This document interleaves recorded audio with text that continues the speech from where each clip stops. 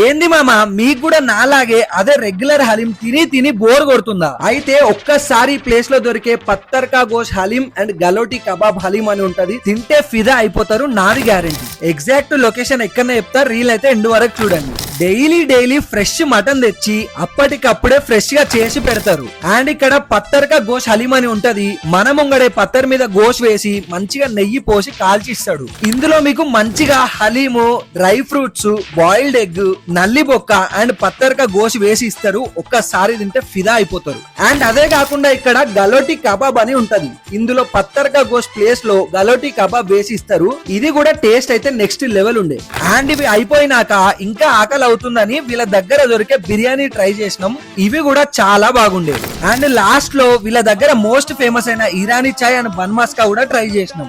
Exact location వచ్చేసి మన కర్మన్ ఘట్ లోనే ఉన్న గెలాక్సీ కెఫే అండ్ రెస్టారెంట్.